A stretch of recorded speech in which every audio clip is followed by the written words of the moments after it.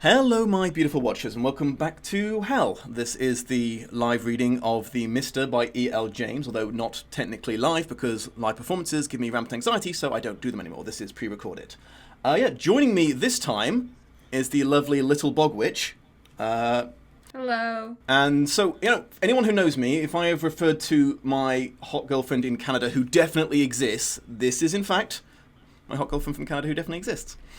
I'm a paid actor. Anyway, we are raising money for the ACLU, it's the American Civil Liberties Union. I will play a quick pre-recorded video about the wonderful work that they do, because I always have trouble reeling it off without a script. The American Civil Liberties Union is a non-profit organization that, for about 100 years now, has been using litigation, political lobbying, advocacy, and education to fight for the rights of vulnerable groups. They've been on the front lines of immigration, LGBTQ issues, reproductive rights, criminal justice, voting rights, disability, the human rights of the incarcerated, and racial justice reform, amongst many others. I am so freaking proud of how much you guys have donated over the course of these live streams. It's just unbelievably wonderful and humbling. You guys are the most beautiful watchers a guy could ask for. Right, so I unfortunately have to fill you in on what's happened so far, which is going to be extremely painful. Okay, so there's two main characters. There's Maxim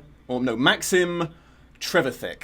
Okay, now he is a aristocratic British layabout. He was born into money. He was the second son of an earl, the Earl of Trevithick.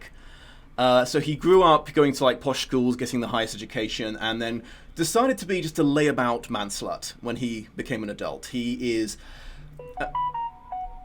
let me put that on silent. This is so professional. Okay. You do this for a living. I'm the one with all my stuff muted. I know. Anyway, he is the archetypical douchebag. He is a guitar-playing, black and white nude photographer, DJ,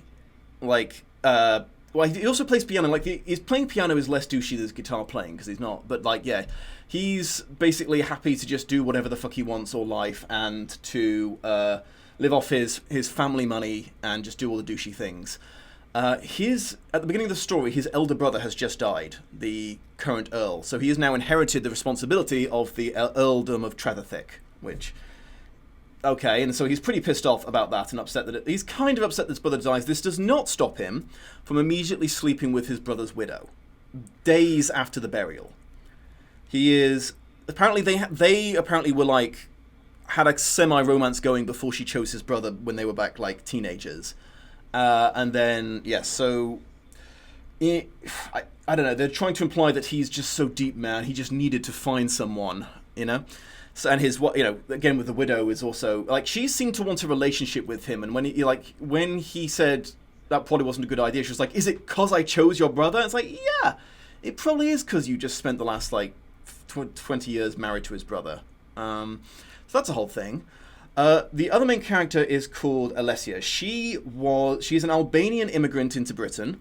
She was smuggled there by human traffickers who were planning to sell her into sex slavery, basically. She was going to, during a pit stop at a gas station in Britain, she escaped and ran away and ended up in London and was taken in by a family there, and spends her day being a cleaner, an undocumented cleaner who gets paid in cash. So she ends up cleaning Maximilian Thickbasket's apartment.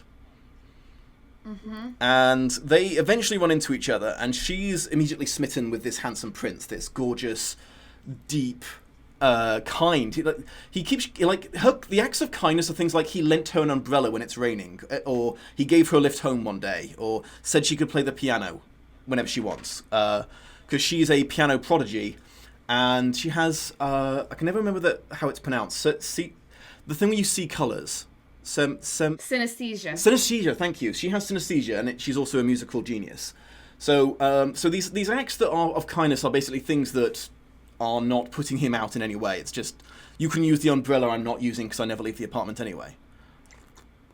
But because of this, she falls madly in love with this gorgeous douchebag. He, on the other hand, is like, wow, she's not like the other girls I know. She's not slutty. She's all sort of diminutive. She's very sort of meek. She doesn't know what she wants. She's too scared to talk to me, and for some reason that is now his dream woman. He is absolutely bowled over with lust for this tiny, nervous girl who speaks very broken English. There's also a recurring theme where it turns out in Albania, if you nod your head, that means no. If you shake your head, it means yes. So that's a continuous thing. That's a recurring thing, which is great because it's just exactly what E.L. James's work needed was more questionable consent. He spends his time like, I'm so sad about my brother, but I really want to fuck my cleaner. And she's just like, oh, he would never love me. I'm a poor girl who wears crappy clothing and can't afford socks and stuff like that. And eventually, while they're sort of doing this dance around each other where they're both convinced the other one wouldn't want them, supposedly immigration turns up at his door, but it's actually the human traffickers trying to get her back. She hides in his darkroom, because of fucking course he has one. And he gets rid of them with the sheer power of his blustering, entitled upper crustness. Get out of my apartment, my house. And so he scares them off, and he is like, okay, well, I've got to keep you safe. And she's like, well, please don't call the police. I'm an undocumented immigrant. So his master plan is, okay, I will take you to Trevithick, to my ancestral home. Because no one will ever think to look for you there. No, if we go into hiding, far away from, this is a small town, so there's not going to be as significant a police force there. Uh-huh. So his master plan is to take her further away from potential help, to the place where anyone would know they would go, because they know that she's with him. They've gone to his address to find her. Mm-hmm. So his master plan is to take her to his estate in Cornwall and hide there. And that then, like, the next couple of chapters are just painstakingly painful discussions of the journey there, where she describes every cup holder, every action, opens the door, gets through the door, gets out the door, goes and gets 2 coffees, puts in sugar for her, no sugar for him, comes back to the car, puts the coffee cup in the coffee holder. It's like, it could have been like 2 paragraphs, this journey, but she stretches out to like 2 chapters. They finally get there. She's blown away by the majesty of this estate, this beachfront mansion. Uh-huh. He keeps buying her lovely things. He keeps blowing her away with his generosity. Again, this man is a 1%er, so the generosity he's showing means nothing to him. Mm-hmm. Takes her to a pub, runs into apparently his ex-girlfriend, because apparently he banged one of the waitresses at the pub. And because she's not the main character, obviously E.L. James writes her as the Wicked Witch of the West. He keeps talking about how her hair's tied back into a bun so tight it like stretches her scalp, and she's super jealous the second Maxim turns up with sweet innocent Alessia. And it's like, I was like, oh man, she's gonna spit in my food. So they have a long, awkward dinner. She gets a little bit drunk. She hasn't really drank alcohol for the entirety of her life by the sounds of things. So she's getting quite drunk, and Maxim's like, okay, well, she's like getting quite horny for me now, but I can't do anything because she's tipsy, and it wouldn't be right. And I was like, okay, that's a good sign. But do you want to guess whether this night ends with them having sex? Oh, they definitely have sex. They definitely have sex. Yeah, she plays a song that he wrote on the piano, like a score he wrote about his brother. He poured his feelings into this music, and she learned it by sight and played it for him. And he burst down for the first time. He burst down crying and mourning for his brother. And because he's now sad, that's now more important than the consent issues that E.L. James was so keen to point out. Because male emotions are more important than consent in E.L. James. This has come up many times before. Anything that Grey did in 50 Shades of Grey was excused because of his emotions. He was damaged by his bad mother and his abuse as a child. Yeah, it's obviously very equal. If you can't, obviously you're not able to consent if you are intoxicated, but you're equally vulnerable if you're emotionally If you have emotions, vulnerable. yes. So they balance out so completely justifiably. Yeah. Exactly. So because he needs her, quote unquote, emotionally, he's no longer responsible for taking advantage of a drunk girl. And the next, I think, chapter and a half was this extended sex scene that involved multiple descriptions of him taking off her SpongeBob SquarePants pajama bottoms. Yeah, SpongeBob was involved in this sex scene. Love that. No. Yeah, that almost broke me. Again, the hyper over description of every action these characters have to take is equally prevalent in the sex scene as it is for the rest of the book. So what was basically a very quick fuck session was stretched out for an entire chapter of utter agony, and we pick up after, I guess, the O moment. Can I, at this point, rescind my consent to participate in this? Obviously, you can always withdraw consent. That's an important lesson for everyone to learn. So, thanks for joining us, everyone. This was quite a short reading this time. Okay. I'm already physically cringing at just having read the first 2 sentences before we started this recording. All I can tell you is this is actually much better than her other books. Okay, I'm ready. Are you ready? I'll never be ready, but let's do it anyway.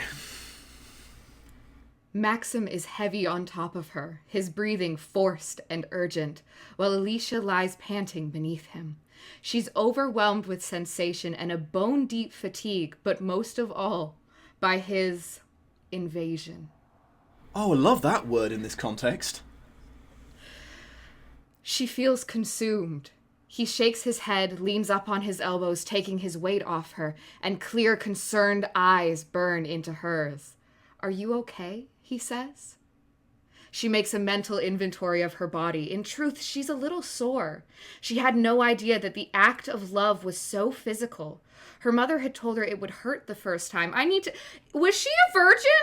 Oh, I forgot to mention that. Yes, so she was 100% a virgin, yeah. And that it's a recurring theme in E.L. James's work that when the male characters find out that their potential partner is a virgin, they freak out! It's like they might as well say that their vagina is a hand grenade. Yeah, it's happened in 50 Shades, it happened here. It's just a virgin, that's such a big responsibility, but someone has to do it. He treats it like he's going to be the first onto the battlefield. Yeah. He just took her virginity, and SpongeBob SquarePants was a part of it. And again, just like to remind us, E.L. James spent multiple times in the preceding chapter drawing attention to the fact that this girl is drunk for the first time in her life. So there's that. Do we know how old she is? 23. She looks a lot younger though, because at one point in like the first couple of chapters, he noticed that she was wearing a t-shirt or a sweater from a school, and had to ask, bearing in mind the age that you leave school uniform in the UK is 15. So there's a chance she could have looked 15 because he had to ask how old she was. And when she said, "I have 23 years, Mr. Sir," his response was, "Oh, good. Old enough." I'm quoting, "old enough." Yeah, it's so skeevy. And again, E.L. James is not writing this man to be a disgusting human being. She's writing him to be the relatable hero.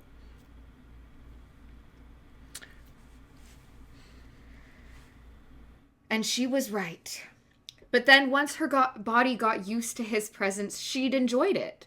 More than enjoyed it. At the end, she'd lost all sense of self and shattered into tiny little pieces. Oh no! Exploding inside. Sorry to have to interrupt again so soon, but that is the metaphor she uses for every female orgasm. Shattering, dissolving, going to pieces, losing myself. It is always a theme on psh,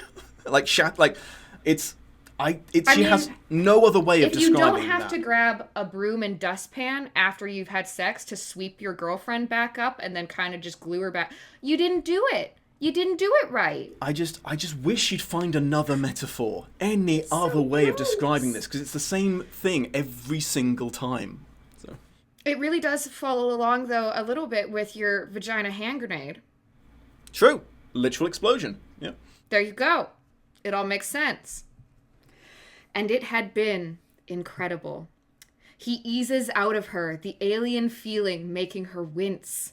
He covers them both with the duvet and, leaning on his elbow, stares down at her with concern. "You haven't answered me. Are you okay?" She nods, but the narrowing of his eyes tells her that he's not convinced. "Did I hurt you?" She bites her lip, still unsure what to say, and he flops down on the bed beside her and closes his eyes. Shit. I hurt her. I'd been transported from the depths of despair to an earth-shattering climax, but my rosy postcoital best fuck ever glow vanishes like a magician's rabbit. I reach down and yank the condom off my dick, disgusted with myself. When I drop it on the floor, I'm shocked to see my hand smeared with blood. Her blood. Fuck.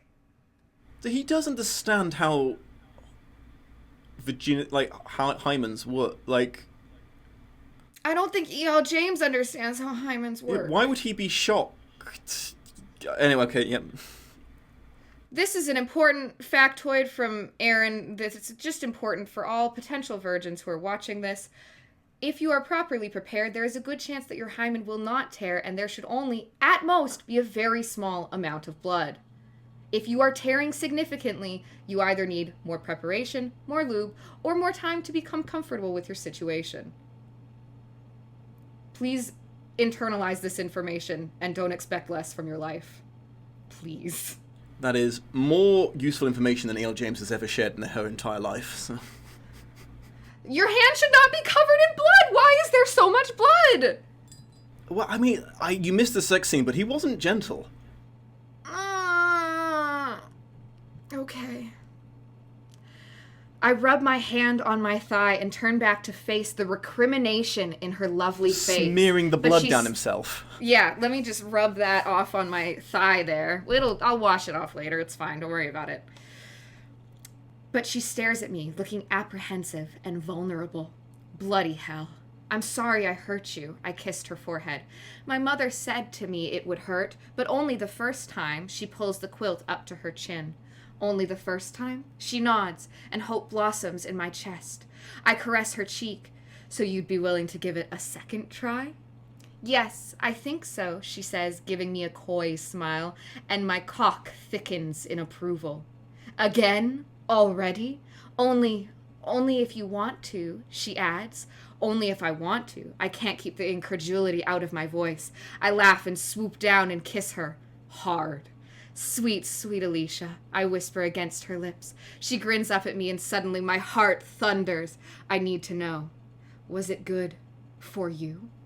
She blushes her not-so-innocent shade of pink. Yes, she whispers, especially at the end when you came, I grin, and elation radiates through my chest. Thank fuck.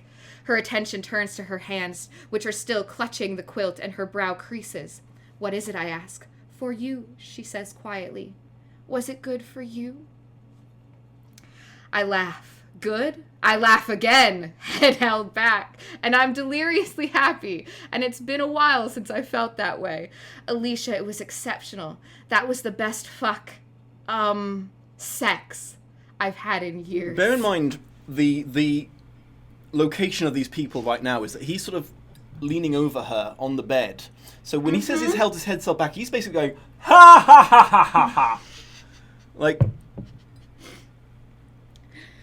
E.L. James tends to forget where her characters are when she describes actions, so the result is the most incredible bending of bodies. Like, I think this woman was, like, having her bra undone from the back while also facing him during the sex scene, so she was like... She's the Exorcist. Her head was actually just turned 180.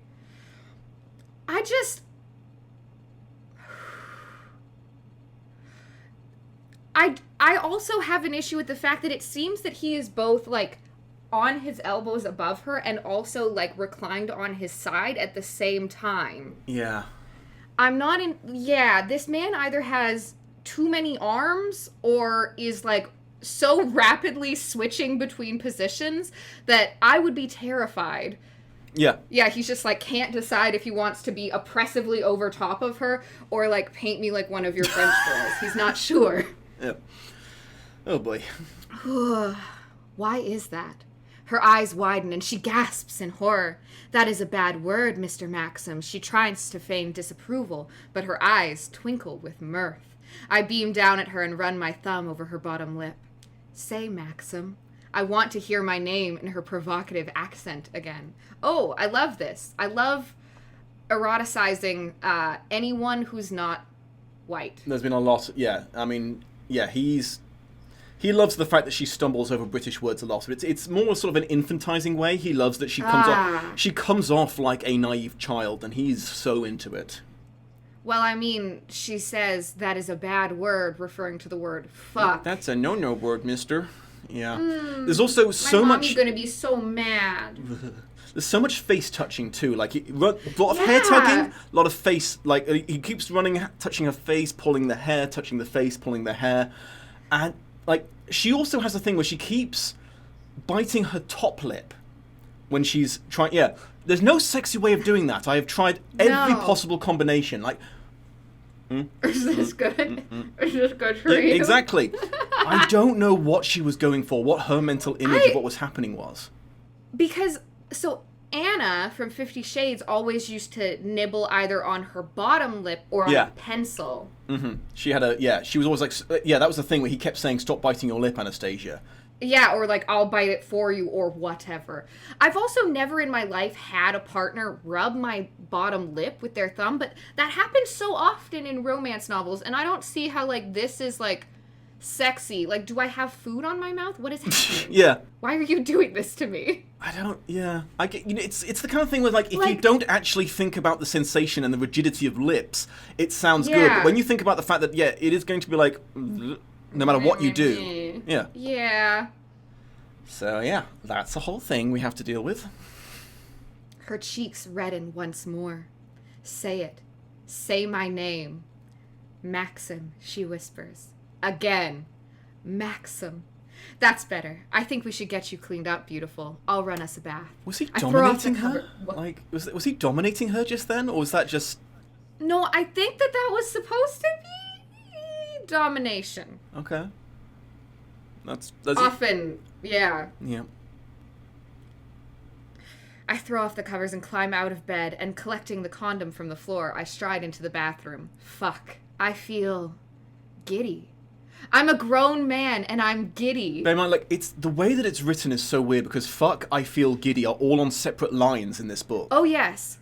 It's italicized, fuck, I feel, ellipses, giddy, italicized. Giddy in italics, full stop, and these are all on separate. So, like, how are you supposed to read? Like, it's like, fuck. Like, here, I'll do the poetic reading of it for you. Fuck. I feel giddy. Yeah. But it's like, ellipses means pause, but new paragraph also means pause, and period also means pause. So it's like 3 different ways of saying pause, the middle one, I guess, being longer, but the first 2 being elongated words. And it's like, that's not how you write anything. That's not how writing works. I also always, whenever I see italics, think of it being like a very snake-like sound. So it's like, fuck. I feel giddy. And I'm like, I hate this. This is awful. So many different ways you could pronounce. Yeah, maybe she's going for like every, like, I didn't sleep with your wife sort of situation where the sentence changes with every word you put pronunciation on. Oh, yeah. Fuck! There you go. I feel giddy. Yeah. Anyway. Sex with her is better than being amped up on coke. Any drug. Any day. I dispose of the contraceptive and turn on the taps for... What?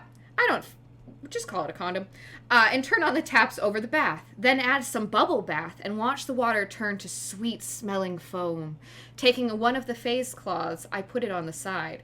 Gushing water... Oh, God, I cannot... This is going to be another... Oh, you're on your period, Anastasia. Let me yoink out the tampon and let's have a bath together sex scene. And I don't need this. And I don't know why I'm here, and I'm so sad. Gushing water fills the tub, and I marvel at the day's events. I finally laid my daily. Normally, once I've bedded a woman, I can't wait to be alone. Daily is what he keeps calling her because she is... It's a very old-fashioned word for cleaner who comes every day. Oh, okay. No one uses that word anymore in Britain. It also doesn't, like, there's a lot I don't like about the way E.L. James wrote this into the book, because first of all, the book opens with a description of the word, and she gets it wrong. She says it is a woman who comes to your house every day to clean, whereas the dictionary definition of it is a person or a servant. Well, yeah. It's not a gendered statement, but she's changed it so that it's gendered. And the other thing is, she doesn't come every day. It's made very clear that he only gets to see her like once or twice a week. So there's literally no reason for him to call her this. But I'm guessing E.L. James just didn't want to use the word cleaner for some reason. Yeah. Is E.L. James British? Yeah. That's why... Okay. I had assumed she was American. That's why, like, in the first copy of 50 Shades of Grey, this Seattle woman was saying, I'm walking along the pavement. Ah, okay. I see. This makes sense. All right. Normally, once I've bedded a woman, I can't wait to be alone. But that's not how I feel today, not with Alicia. I'm still enchanted by whatever spells she's cast over me, and what's more, I get to spend this week, and maybe next week with her. The prospect is exciting. Also, you can't see this, or maybe you can if you're keeping track along. of the book, yeah. The wonderful, beautiful watchers can't see this. For some reason, she used 4 periods there, not 3. An ellipses is 3 periods. She uses 4. Oh, yeah. And there's also there should not be 4. There's also no space between the 4 and the. Nope. I think that's just a typo. It must be, but like... Yeah, it's kind of a known thing that there's usually so many typos in it, no matter how many editors she gets, they can't catch them all. It's like Pokemon, they keep bringing out new cards before we can get all the trading ones. The prospect is exciting. My cock stirs in agreement. Whenever I see my cock stirs, I always imagine it helicoptering. Because I don't know how else a cock could stir. Well, there's been a lot of dick-based things. Like the thing that I ended one episode on was, it's music to my dick. Just sing into it like a microphone. I didn't think of that one. I glance at myself in the mirror and catch my euphoric grin, and for a moment I don't recognize myself. What the fuck is happening to me? I run my hand through my hair in an effort to tame it and remember her blood on my hand. A virgin. I'll have to marry her now. I snort at my ridiculous thought as I wash my hands, but I wonder if any of my ancestors found themselves in that position. 2 of my forebears were involved in well-documented scandalous liaisons, but my knowledge of my family history is sketchy at best. Kit, I assuming that's the older brother, was thoroughly versed in the family's history and lineage. He paid attention. My father made sure of that. My mother made sure of that. It was all part of Kit's duties as heir. He knew that keeping the earldom intact meant everything to our family. But he's no longer here. Fuck. Why didn't I pay attention? The bath is full and I wander back into the bedroom feeling a little despondent. But the sight of Alicia staring at the ceiling lifts my spirits. My daily. Her expression is completely unreadable. She turns and sees me and immediately shuts her eyes. What? Oh, I'm naked. I want to laugh, but decide that it's probably not a good idea. So I lean against the doorframe, cross my arms, and wait patiently for her to open her eyes again. Get the old... He's going to have to think about, like, positioning. Yeah, oh yeah. Because that's important if you're going to be posing in the nude and you're a dude. You have to think, okay, leg out. Let's get the balance even. Yeah, oh yeah. After a few moments, she pulls the bedding over her nose and peeps above it with only one eye open. The infantizing, I hate it. I grin. Take a good... You need to close one of your eyes, babe. There you go, because she's only got one eye open. She can't bear to look at his cock with 2 eyes, only one. No peripherals will make it seem less intimidating. No depth perception. Yeah, no depth perception. Now you can't tell how big it is. I grin. Take a good look. I spread my arms wide. She blinks, and her eyes shine with a combination of embarrassment, amusement, curiosity, and I think a little admiration. She giggles and pulls the covers over her head. You are teasing me. Her voice is muffled. Yes, I am. Unable to contain myself, I saunter to the bed, and her knuckles whiten as she tightens her hold on the quilt. Your knuckles only whiten if you're, like, real tight. Like, she must be death gripping this thing. She's terrified. Again, I don't think... E.L. James has only the very vaguest understanding of the human body, so I think she's just trying to imply she's squeezing the covers excitedly, but she's using the kind of terminology that you would use for terror. Yeah. She's often used as it's very misleading because she just doesn't quite understand the implications of the things that she writes. I lean over and brush my fingers, or her fingers, with my lips. Let go, I whisper, and I'm surprised when she does. I whisk off the bedding, and she squeals, but I scoop her up into my arms and stand tall. Now we're both naked, I say as I nuzzle her ear. She folds her arms around my neck, and I carry her, giggling, into the bathroom and set her down beside the tub. Immediately, she covers her breasts. You don't have to be shy. I tease a strand of her hair and wind it around my index finger. You have great hair, and a great body, too. Her half-smile and timid glance tell me this is what she needs to hear. I tug gently on the strand, and she leans towards me so that I'm able to kiss her forehead. Besides, look. With my chin, I point to the picture window behind the bath. She turns, and her sharp intake of breath lets me know she loves the view.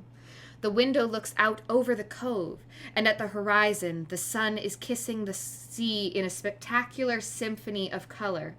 Gold, opal. What color is opal? Because when you describe something as opalescent, it means it's like white and like shimmery. Oh, yeah. Hang on, let me... Because opals are normally, like, they come in all colors, but I feel like when I think of an opal, it's white. Yeah, I'm just Googling opals, and they're lots of colors. This is, what a wonderful word choice. Gold, opal, pink, and orange burst through the purple cloudscape and over the darkening water. It's splendid. Sabakur. Her voice is full of wonder. So beautiful. And she loosens her arms. I'd be very interested to know, where did you say that she's from? Albania. Albania. I'd be very interested to know if she actually has translated what I assume is then Albanian correctly.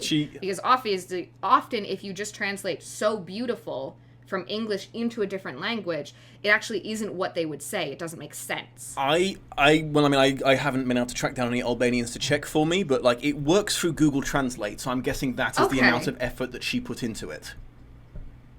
If there are any beautiful watchers out there who are Albanian or who have Albanian friends, I'm very curious to know. Yep. I would love to know if E.L. James actually put in the effort to have correct Albanian. It's unlikely. Oh, and incredibly so.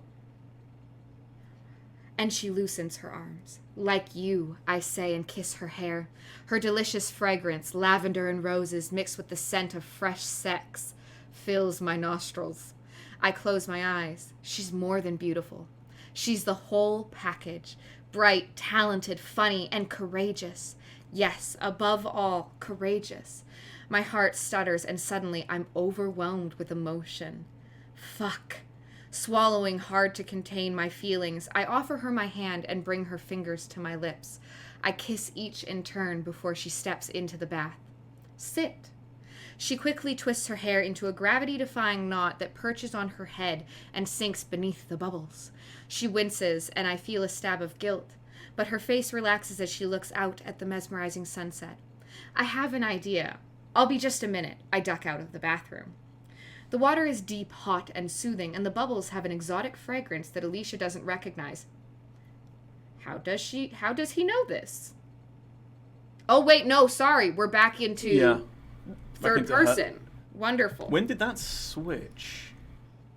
He ducks out of the bathroom, and now the water is deep, hot, and soothing. There is no clear change.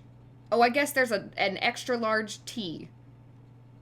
Yeah, I'm looking for any sort of break in the paragraph, but there isn't one. No, she did not space it properly. It's fine. Kerning isn't important. She examines the bottle of bath gel. It reads, Jo Malone, London, English pear, and Frisia. It smells expensive. She leans back and stares out the window, and her body gradually unwinds. It's interesting because, like, they established that she's too poor to buy socks, but now it's making it seem like it's surprising that she doesn't recognize the scent of scented bubble bath. Yeah. As if... What does Frisia smell like? I don't know. Yeah. It was like an exotic fragrance that Alicia doesn't recognize. Well, of course she fucking doesn't. She doesn't... You think she's had bubble bath before? Like, it's also specific that it's English pear. I don't know if English pears smell different to other pears, but still, this seems like it's probably a very, like, Western scent combination. But also, I haven't read forward in this book, but I'm willing to place every ounce of my savings on the fact that this is... There's no reason for her to be describing this soap. The soap is not going to come back into the plot in any realistic... this is not Chekhov's soap bottle. That is... this is just how E.L. James writes. She will stop and give you, like, a whole thing about something that doesn't fucking matter. Like, we don't need to know where the shampoo came from or that she didn't recognize it. Like, what is this adding to the scene? Like, literally reading off the And then, like, in the book, she's taken the time to put the font of the name of the shampoo in a different thing. So, like, what is this adding to the narrative? And then, like, she could have just removed, and the bubbles have an exotic fragrance that Alicia doesn't recognize. Period. Remove the rest. It smells expensive. Yeah. But this is how she writes. She just adds in so much unnecessary gibberish. She wants you to be there. Smell the English pear and freesia, Dom. See, I wasn't really getting that until she literally transcribed the label. That's the world building we need in books. Now you get it. Now you know it smells expensive. Doing shots of tea in the hopes that it will somehow... I don't think that will help you. The view. Wow.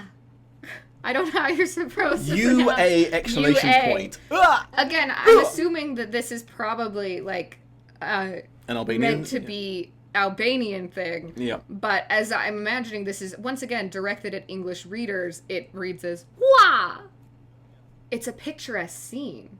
The sunset in Kukis is spectacular, but it sets behind the mountains. Here, the sun is sinking languidly into the sea, illuminating a golden path on the water. See, that, I find, is actually decent world building. She's like, here's how it was in Albania, and here's how it is here at the sea. Reminding us where she's come from, where she is now, and telling us how beautiful it is surrounding her. That almost a good sentence. It took 2 sentences, and it wasn't weird. That's unusual in this book. Remembering how she stumbled in the waves earlier, she smiles. How foolish she'd been. Foolish and free for a few hours at least, and now here she is in Mr. Maxim's bathroom. It's bigger than the ensuite in the guest room, and has 2 sinks beneath ornate mirrors. She feels a momentary pang that Maxim's brother, who had built the property, could no longer enjoy it. It's a fine house. This isn't their ancestral estate? I guess not. I think... They are in they've gone to the town that he is the Earl of, but I think this is this must be a beachfront property that they built recently. Okay. So like he is still like in his ancestral home. That's like he is the Earl of Trevithick. This is Trevithick, but I guess this must be a new build. He's on his ancestral land, but not in the ancestral mansion. Right. I think the mansion's actually being rented out to a rich American because like he is an aristocrat, but like the aristocrats in Britain aren't necessarily that rich anymore because they so like, I mean the crown doesn't they don't get stipends and they don't get to tax their own lands anymore. There you go. Yeah. So they didn't they have this particular family. E.L. James made a point of pointing out was yes, he's an aristocrat, but he also is rich because his father and brother ran the estate really well. So they own castle farms, they own they rent out large properties, they invest in there's businesses that he runs. So so they're like investment bankers. They do a lot. Apparently, or they do stockbrokers. They do a bit of everything. That's the idea. They're landowners, they're property owners, they're business owners. They are they run farms and stuff. So. Yes. It's generally, I said, E.L. James would never want you to think for a second that her male lead is not rich. Well, you can't fall in love with someone if they're not rich and don't love your oral fixation. Yeah, no, how could you be interested in anyone who wasn't rich? If you cannot fly me on your private jet to your fancy hotel that you probably own somewhere, then what is the point? What is the point? Yeah. This is why I'm only here as a paid appearance. Catching sight of the washcloth, Alicia grabs it and gently washes between her thighs. The area is a little tender. She'd done it. I don't know what the washcloth looks like, so I'm completely taken out of the story, unfortunately. What fabric is it? What color? Please tell me. What's the dimensions? On her own terms, with someone of her own choosing, someone she desires. So did she just expect to be like... Well, bearing in mind her backstory does involve sex trafficking, she was expecting to be... But like what was she doing before that?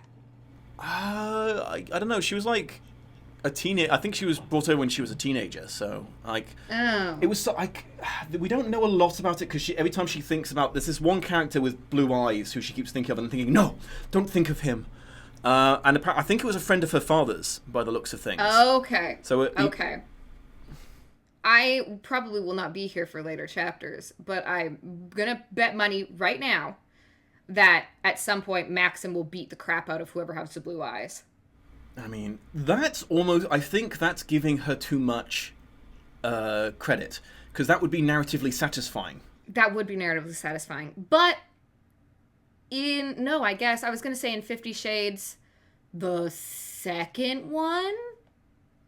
Anna beats up her assaulter. But yeah, it's Anna. That's what I was going to say. I thought Christian did it, but no, he didn't. Anna did it. He defeats his enemies with money. He buys out their companies and then sell. He destroys their companies, and that's how he does things. He's never. I don't think the only person he lays a hand on in the entire book is in the second one, where someone dances with her in a club and he knocks him out. Yep.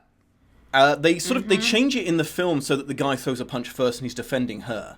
In the book, the guy's just like, "Hey, baby, how you doing?" Bam!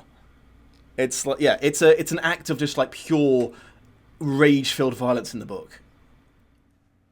So sexy. So sexy. I love it. Her mother would be shocked. Her father, she shudders to think what he might do if he knew. And she'd done it with Mr. Maxim, an Englishman, he of the startling green eyes and the face of an angel. What's with eyes? She hugs herself, recalling how gentle and considerate he'd been, and her heart beats a little faster. He'd made her body come alive. She closes her eyes and remembers his clean scent, his fingers on her skin, the softness of his hair, his kiss. His blazing eyes full of desire. She sucks in a breath, and he wants to do it again. Her muscles tighten deep in her belly. "Ah," she whispers. It's a delicious feeling. Yes. She wants to do it again, too. She chuckles and hugs herself harder, trying to contain her dizzying elation. She feels no shame. This is how she's supposed to feel. This is love, isn't it? She grins and feels a little smug. I need you to just, because this is how I'm imagining it. She's in the bathtub, hugging herself and just like laughing. Can you imagine walking back into that room? Like, I'm just in the bathtub by myself, facing away from you at the window, just like, hee hee hee hee hee. Yep, I broke it with my dick. Okay, well. What happened? I'm having flashbacks to earlier because he was talking about the blood on the condom, and yeah. At one point, I think his brother's widow is trying to convince him to have sex with her, but he's like, "But you're on your period," and she's like, "Oh, you've never minded surfing the Crimson Tide before." That was words that I had to accept into my mind zone from then on. Yeah, and now into mine also. Thank you. You're welcome. This is what love is like. I'm so happy. Maxim reappears carrying a bottle and 2 glasses. He's still naked. Champagne, he offers. Champagne! She has read about champagne, but never thought she'd experience the taste. They have champagne places. Like, it's not like it's just in England. Well, no, she's frightfully poor, though, is the idea. It's so true. This woman couldn't afford listen. socks or more than one pair of trousers. Okay, fair. But I mean, like, you can buy a bottle of baby Canadian champagne for, like, $11, and it's, like, 2 liters, so, like, listen. Yeah. Yes, please, she says, as she sets the washcloth aside and tries to look anywhere but at his penis. Wait, do they actually use the word penis? That's clear. Yes, this time she says penis.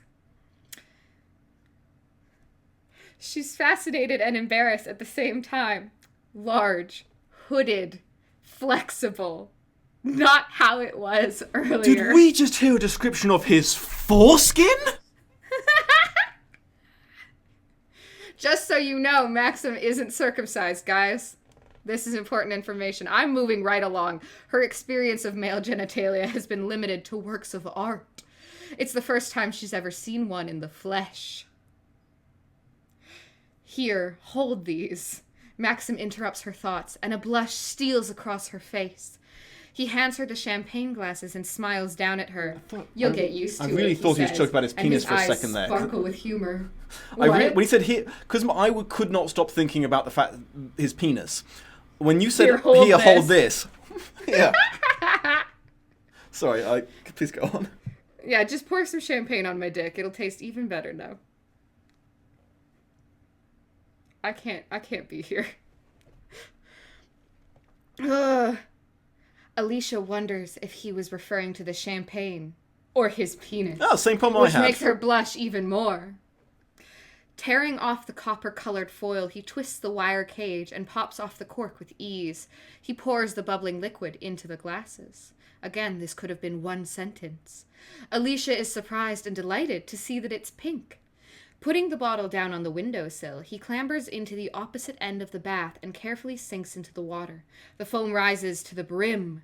He grins, waiting for the water to spill over the side of the bath, but it doesn't. She's his cleaner, so she'd just have to mop that. I think she's off duty now because they are in hiding. Oh, okay, but so someone else is going to come clean? That's a good point, actually. I don't know who cleans Who is going to clean the water? I don't like. He's not made a secret of the fact that he's here. He's told his business manager. He's told his ex. He's told everyone basically that they've come here. He's like he didn't make a secret of the fact that he has taken her there to hide. So it's going to be a miracle if they don't find him. But like, I wouldn't be surprised if he's arranged for another cleaner to come and clean as he fucks his first cleaner. Oh, good. Maybe they could have a threesome. Just keep collecting cleaners every daily that comes in. Every daily, yes.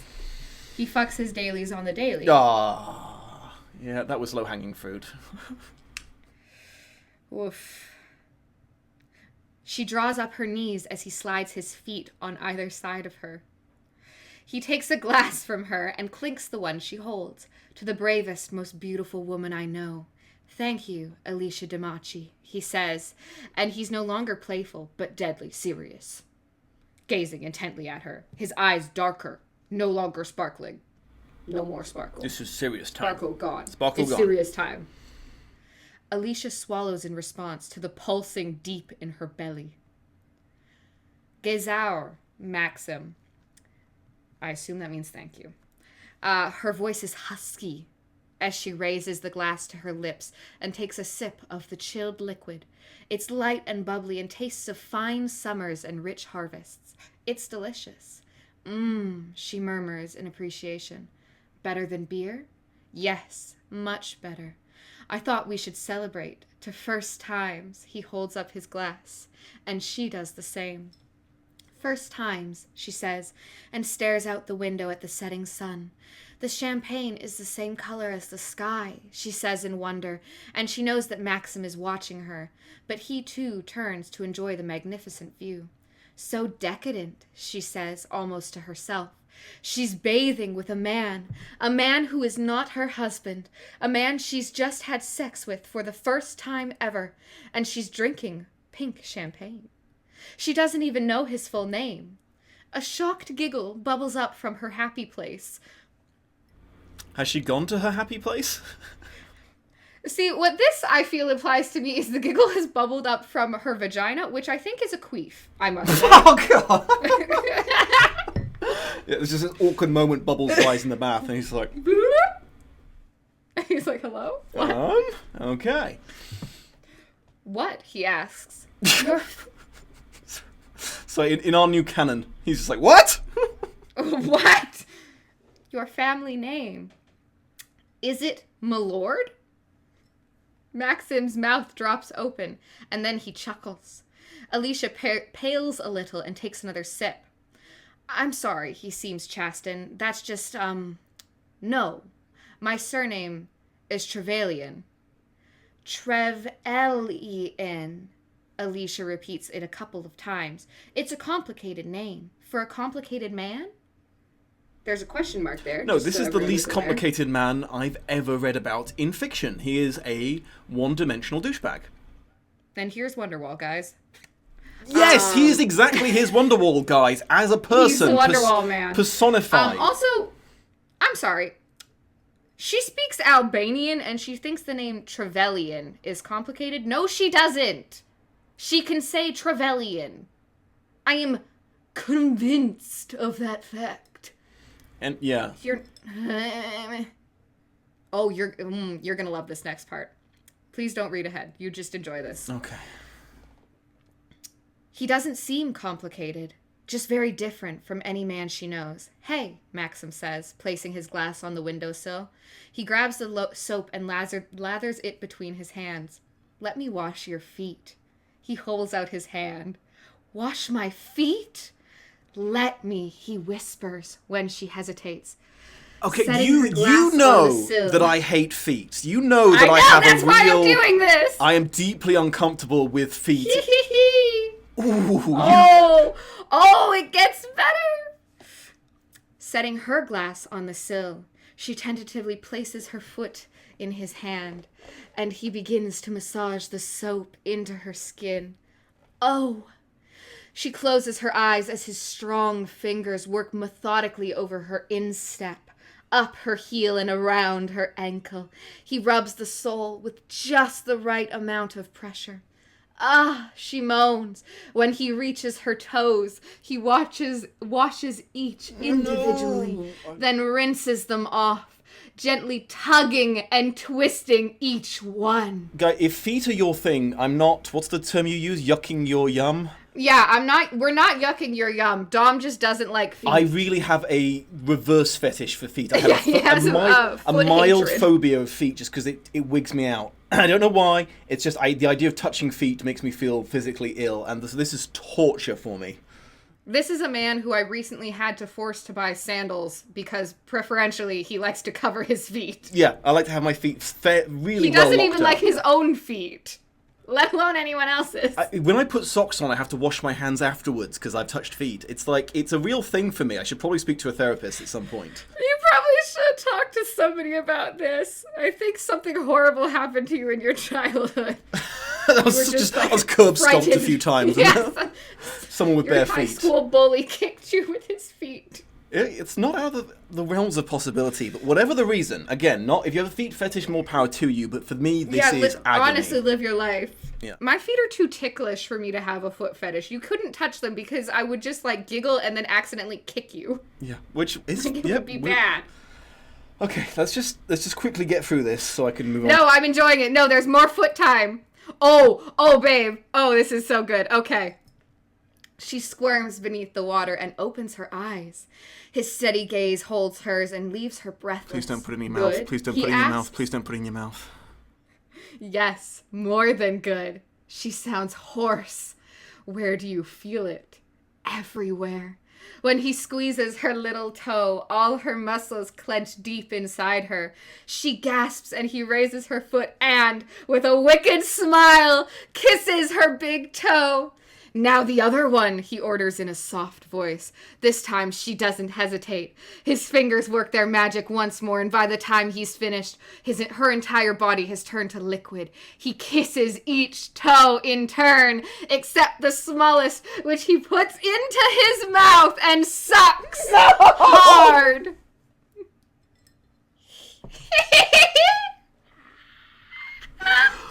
Oh, it's my worst nightmare.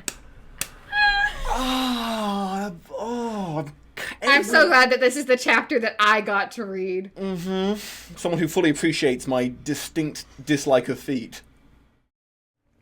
I should also guys, I also have spectacularly ugly feet. I was a figure skater and a dancer. These things are messed up. So, I find it particularly amusing that not only does Dom have a hatred of feet, I have ugly feet, and also I get to read the foot chapter. This is a perfect storm. I mean, the only solace I'm taking is that they literally just washed them before he touched them. But They are very clean. He did wash them literally in the moment before putting them in his mouth. It's a cold comfort, but it does help a little bit. But I'm still I have never felt this queasy in my life. I also love that where do you feel it? Everywhere. No, you don't. You feel it in your foot.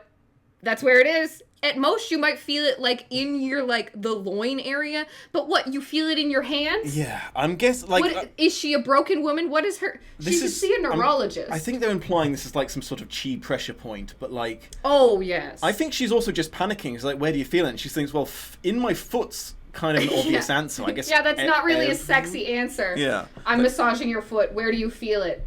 My foot. Yeah, so I'm guessing Alessia is just kind of panicked. It's in my ear, everywhere? Okay, is that what you're going for? Yep, okay. She opens her belly flutters.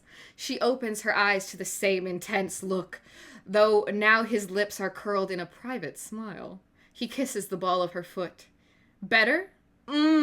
She can manage only an incoherent mumble. A strange I thought we were moving belly. on. They had to get one more foot kiss. Yes. Okay, you can catch back up now. I needed you to not be aware of what was going to happen to you. That's sadist. Yeah, a little bit. Hey, you're the one who's like, hey, you want to come do this charity thing with me? You're going to read. You have a nice voice. Oh, thanks, Dom. What are we reading? The Mister by E.L. James. Thanks. I guess I did kind of catfish you into this. I got catfished a little bit. It's fine. Good. I think we should get out before the bathwater gets cold. He stands and with long legs steps out of the bath. He uses a separate set of legs than his normal ones to get out. These are his long legs. Long legs, activate! Alicia shuts her eyes. She doesn't think she'll ever get used to seeing him naked or get used to the aching, hungry sensation lingering deep, deep within her.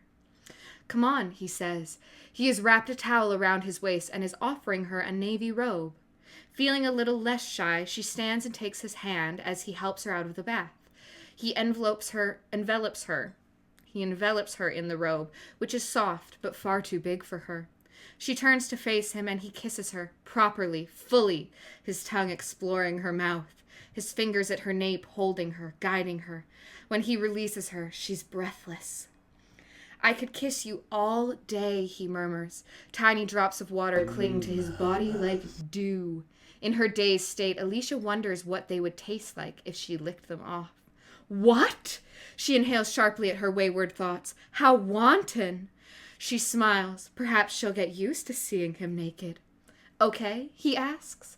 She nods and, taking her hand, he walks her back into the bedroom where he releases her. That is a very confusing turn of phrase. Saying she nods and taking her hand. That makes it sound like she took her own hand. Yeah, no, that's another recurring theme with E.L. James is that her sentence structure makes it very unclear who's doing what. It's because she uses what I like to call comma brackets, which is like where you try and like, you say a thing inside of your sentence that is like extra information or whatever, but because of the way that she uses them, it's not like actual information. She could have just said, she nods and he takes her hand, walking her back into the bedroom where he releases her. But also, like, I like that she felt the need to say, he takes her hand and lets her go, so it's like, take hand. Yeah, he's like, okay, I need to chaperone you in. And it's an ensuite, so like he's literally taking her about 3 meters. Yeah, they're not walking very far. He must guide her in every, okay. He picks up his jeans from the floor and drags them on. No underwear. That's cool. He's going to get his, apparently, foreskin, which exists, caught in his zipper. Bit large, hooded, flaccid. Yeah, his flexible. It wasn't flaccid, it was flexible. I guess, how did she know that just from looking at it? Was he, like, currently just like... Yeah, he's like... so flexible. It's a giraffe. Balloon animals, his dick for her. I hate it. Okay. She watches wide-eyed while he towel dries his back. He didn't dry his back first, so his jeans are just going to get wet. That's fine. Live your best life, Maxim. Enjoying the view, he's smirking at her. Her face is suddenly warm, but she holds his gaze. I like looking at you, she whispers. His smirk transforms into a charming, sincere smile. Well, I like looking at you too, and I'm all yours, he says, but his brow creases with uncertainty, and he looks away. He recovers quickly and pulls on his t-shirt and sweater, then swaggers toward her and caresses her cheek, his thumb brushing the line of her jaw.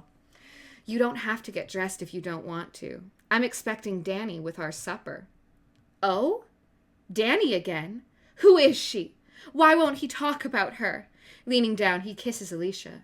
More champagne? No, thank you. I will get dressed. I can't quite remember. I think Danny is like his local PA. That's all I can remember. Okay, I was going to ask if Danny was the girl from the bar, maybe.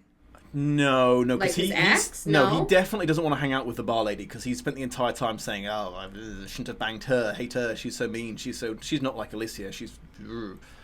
I think Danny is the person he's been calling to like bring her Alicia extra clothing and stuff. Okay, So yes, I think they're friends enough that he doesn't treat her like a complete servant, but I'm sure we'll find out from context. I am having real trouble keeping track of the side characters in this. I must also say that I find one of the things the most fantastical about E.L. James's books. Also, let me preface that I have read all 3 of the 50 Shades books because I firmly believe, for the most part, that to accurately critique a work, you should have read it. Hate it for the right reasons. And so, when they came out, I was like, ugh, I feel like they're probably pretty shit. And my mama was like, Erin, you know that you should always do your research before you make those kinds of comments. Your mother did you dirty in that like, conversation, but... I was like, fair enough, mama. And so I read them. And I do have opinions on them. They are, I genuinely think, not as bad as this. Because I do think the characters seem to be a little... I obviously haven't read chapters 1 through 14. But I feel like the characters are a little bit more fleshed out.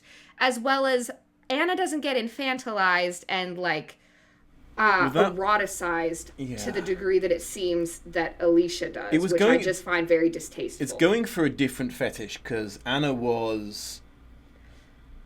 I mean, she does get... she was young and naive and sweet, but he never treated her like a child. This is very childish. He keeps saying, oh, you're as sweet to... I mean, Gray kept saying things like, you're as sweet to me as a child, you're as precious to me as a child. He liked carrying her around a lot. Yeah. And he always... his thing was the fetish was the warped, mangled idea of what BDSM is in E.L. James's head. Yes. And that it's a very controlling person who will give you all the things that you're scared to want, like money, nice car, holidays, against your will, so that you don't have to feel like a whore for accepting them. So that was the fetish they were going for there, is that Anastasia was the...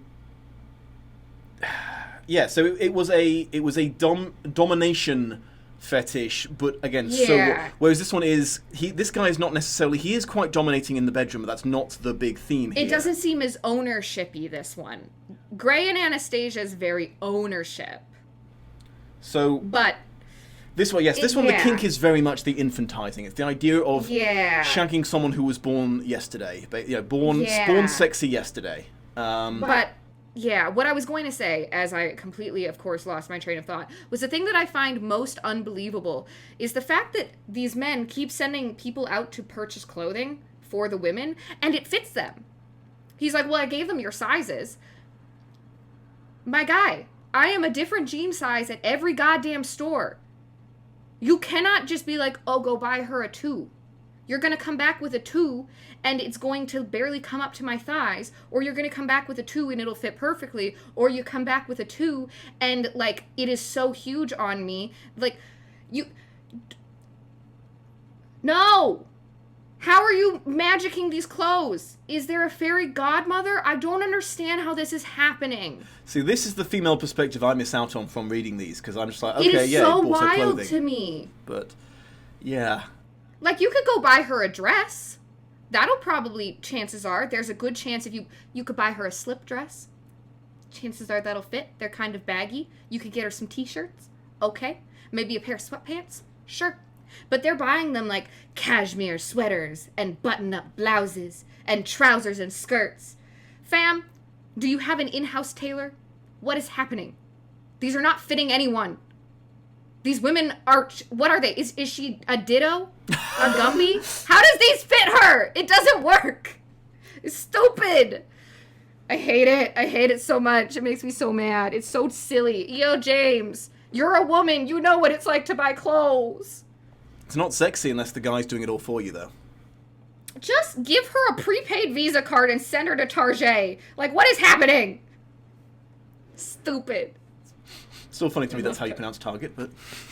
Listen, I love to feel fancy. And I'm Canadian. We don't have them here anymore. So it's a fancy American. You're not in the land of opportunity, America, with our Targets. With the Targets.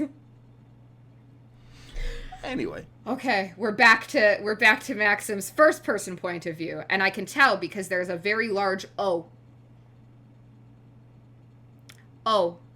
From her tone, I think she wants me to leave her alone while she dresses. You okay? I ask. Her small smile and nod confirm that she's fine.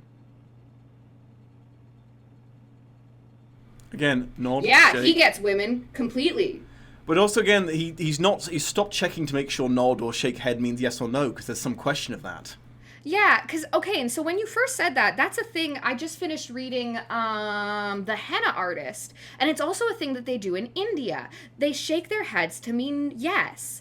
So here she's just nodded, but you said earlier they've established that nodding is no and shaking is yes. So now she's just nodded, meaning no, to confirm that she's yes. She tries okay. to do the British thing, but she keeps forgetting in moments of extreme emotion. And like half the time he checks because he wants verbal confirmation. Other times he just assumes it's the answer he wants it to be. Yeah. Because I do genuinely, so I think it must be a more like Middle Eastern thing that yes, not shaking is yes. So this is, which actually for the record in The Henna Artist, very good book, I recommend it. But it was very confusing to me the first couple times that it happened. Because it was like, they'd be like, oh yeah, I asked him to go do this and he shook his head and then left to do it. And I was like, right. So is he going to do it? What is he doing? I don't understand. This is silly, but anyways. Good, I mumble, and return to the bathroom to collect our glasses and the Laurent Pierre. The sun has finally disappeared, shrouding the horizon in darkness. Downstairs in the kitchen, I switch on the lights and put the champagne in the fridge while I consider Alicia Damachi. Man, she's unexpected. She seems happier and more relaxed, but I'm not sure if it was the foot massage, the bath, the champagne, or the sex. Watching her response in the bath had been a carnal treat.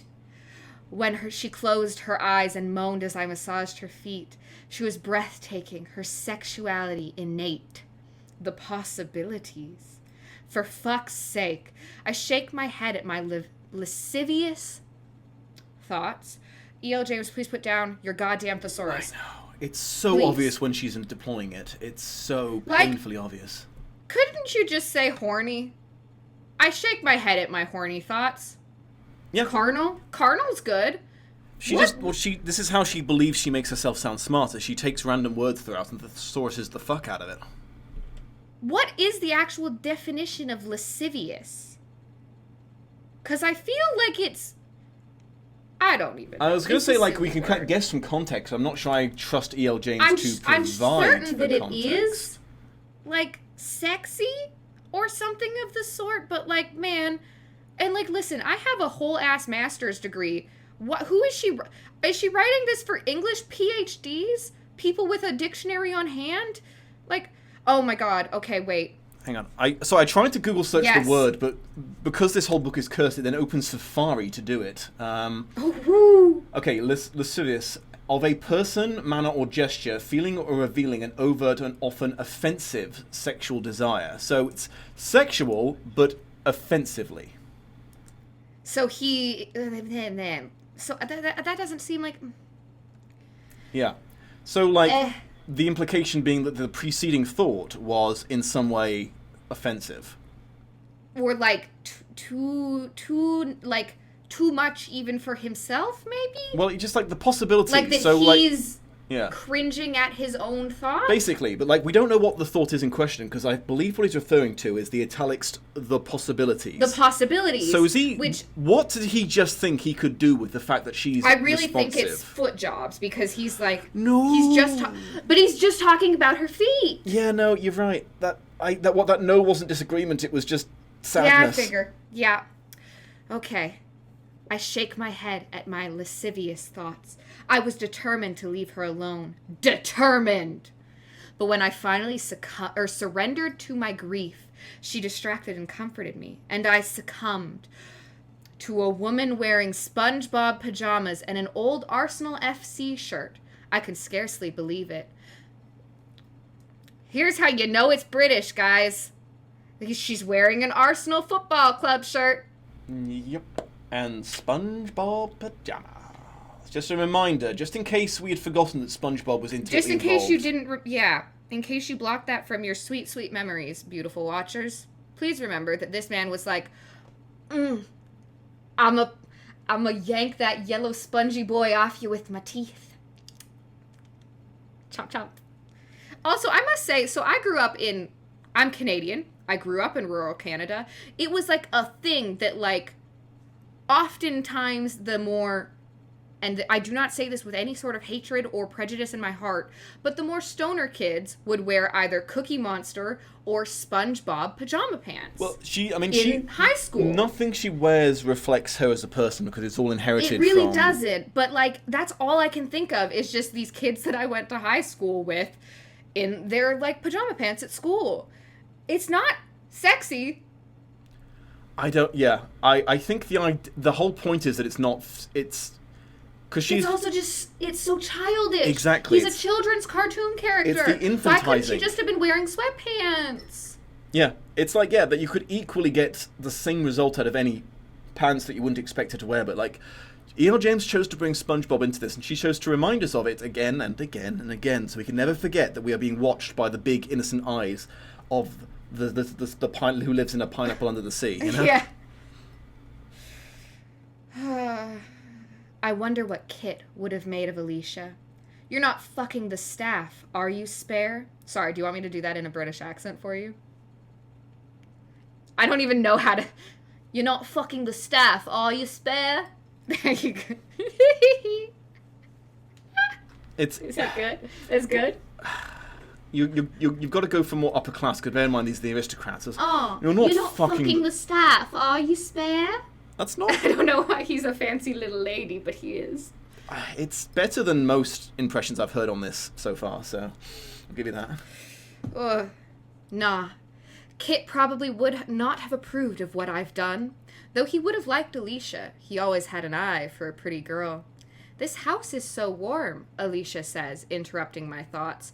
That's also something that I find very often when people describe when people have people speaking broken English, they never have them use contractions. And I understand what the point is. It's that contractions normally signify kind of ease with the language. It's more of like slang, but it always just comes across as very choppy when you're reading it. Yeah.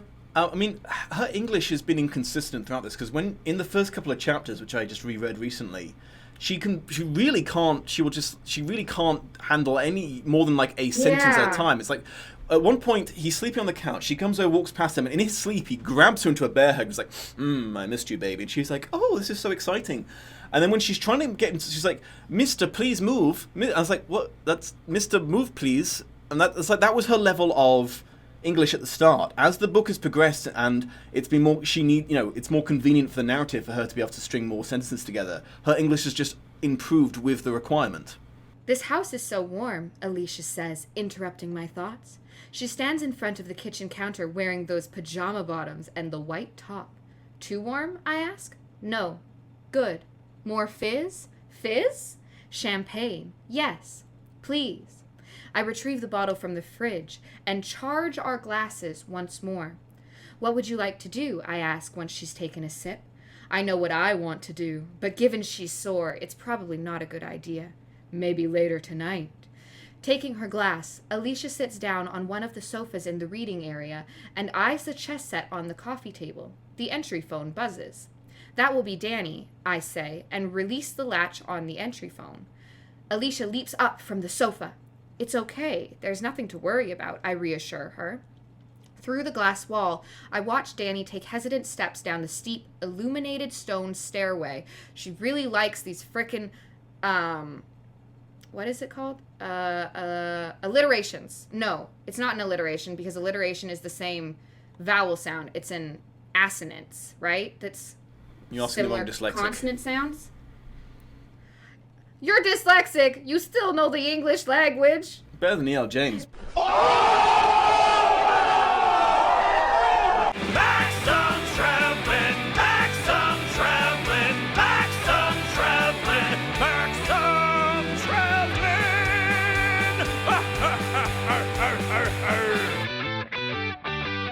I'll take your word for it. But yeah, so that was chapter 15 of The Mister. Yep. This may or may not be the last live reading we do. I'm sort of considering transitioning into actually doing a proper synopsis and review video.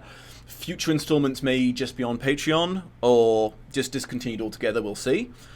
But again, Erin, Little Bod Witch, thank you so much for joining me. I will link to all her socials below. She's, got a good TikTok. She's also writing a book, which y'all should watch out for. What's it called again? It's called The Tales of Erthea. It is a science fantasy novel that is very, like, female cast-centered and is a genuinely just easy and not heart-wrenching read. This book will not hurt you. It will not upset you. You will be okay. It will neither be deeply emotionally damaging or boring as fuck like what we just witnessed. So yeah, I will share when that is published. I will make sure everyone's very aware of it. So yeah, and so thank you for joining me, my beautiful watchers. I hope my pain and suffering was worth it to you. Do donate Send if you have any spare Dom cash. more foot books. If you want Dom to do more wonderful, wonderful charity work, recommend more erotica that is centered around feet. He will be so happy. I never hated anything you've ever said more than that, including just. What is there a threshold of donations that we can reach on this video? No. What is the nothing? No. Set a threshold. Do not donate money. Donate money for any other reason than for me to look at feet. Okay. It is a great charity. The ACLU does a lot of great work, and all appreciations are appreciated. They're not. See, this is what this book has done to me. They're not necessary for me to do any more work on this. As I said, I will either synopsisize the entire book and review it as a singular video, or I will continue these live readings. It is not necessary to donate any more money, but it is deeply appreciated. But no amount that you donate will result in me being willing to interact with feet in any way. Please do not send me feet pics on any platform. That is fair. And that is about consent, ladies and gents and non-binary friends. Dom does not consent to feet pics. Yep. So don't cross that line. Very clear. And see you all, hopefully in a less stressful setting next time. Bye, everyone.